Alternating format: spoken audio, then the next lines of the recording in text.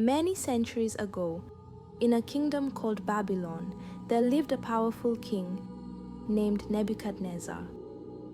He ruled over many lands and people, and he liked to be in control. One day, he had a bold idea to build a golden statue as tall as a building. Oh, and not just any statue. It was one of himself. The statue stood in a wide open plain, glittering in the sun, and with this mountain of a statue came the king's command. When the music plays, everyone must bow to the statue. Whoever does not bow will be thrown into a blazing furnace. The law was clear. The punishment was deadly. Among the people living in Babylon were 3 young men, Shadrach, Meshach, and Abednego. They were Israelites, taken from their homeland, but chosen to serve in the king's palace because they were wise and faithful. But their faith wasn't in the king, it was in God. So when the music played and the people all bowed low, Shadrach, Meshach, and Abednego stood tall. They didn't bend their knees, they didn't bow their heads, not to gold, not to power, not to the king, but only to God. People noticed them and were shocked by their disobedience. Whispers turned into shouts. They're not bowing. They're disobeying the king. Sooner than later, the news traveled fast and wide. And before long, the 3 were dragged before King Nebuchadnezzar himself. The king was furious. His eyes burned with anger. "Is it true?" he roared. "Do you refuse to worship the statue I've made? I'll give you one more chance.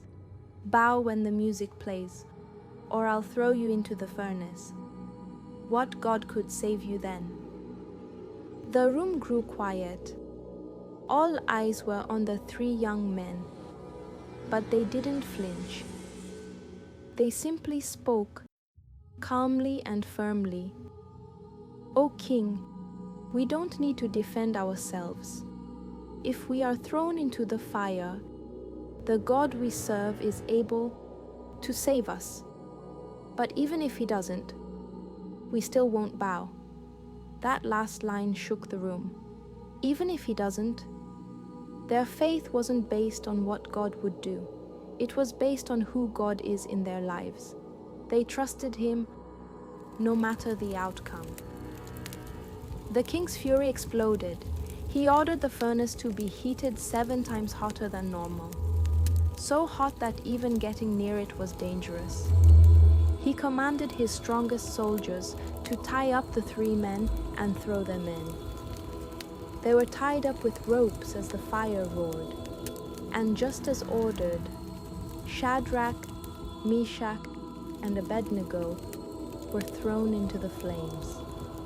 The heat was so intense that even the soldiers who carried them in were engulfed by it. But something supernaturally strange happened. As the fire flared up, the king looked into the furnace and suddenly jumped to his feet. "Didn't we throw 3 men into the fire?" he asked, his voice shaking. "But look, I see 4 walking around unbound, and one of them looks like a son of the gods." No screams came from the fire. No smoke rose from their robes. Shadrach, Meshach, and Abednego were alive, and they were not alone. God had sent a divine presence into the fire. He didn't stop the fire, but he walked with them through it.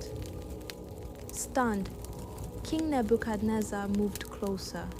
"Shadrach, Meshach, Abednego, servants of the Most High God, come out," he shouted. And out they came, walking calmly from the furnace. Not a single strand of hair singed, not even smelling of smoke. God's presence was with them. The king and his officials crowded around them, speechless. What they saw was undeniably divine. These men had been inside the fire, and they had come out untouched. It was truly a miracle and a testament that their God was indeed real. In that moment, King Nebuchadnezzar saw something greater than his power. He saw the power of their God, and he declared before all the people, "Praise be to the God of Shadrach, Meshach, and Abednego, who sent his angel and rescued his servants." The king went on, "They trusted him and defied my command. They were willing to give up their lives rather than worship any god except their own. No other god can save like this." And then just like that, the king made a new law. No one was to speak against their God ever again. As for Shadrach, Meshach, and Abednego, they were honored, promoted to higher positions in the kingdom. But more than that, they had proven something far more important, that true faith stands firm, even in the fire. You see, this isn't just a story about three men. It's a story about courage and perseverance, about holding on to the only truth in this world when it's hard, and that truth is God's word.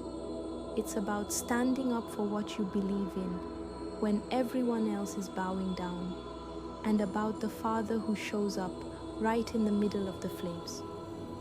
Sometimes we go through fires of our own, not with flames, but with fear, not with heat, but with heartbreak. And in those moments, we wonder, where is God? But this story reminds us, He's right there, walking beside us, guiding us, and writing our most beautiful story yet. So remember Shadrach, Meshach, and Abednego, not just for what they survived, but for how they stood strong in faith and boldness in the face of tribulation, and with a trust so strong that even fire couldn't shake it. Because when you walk with God, you never walk alone.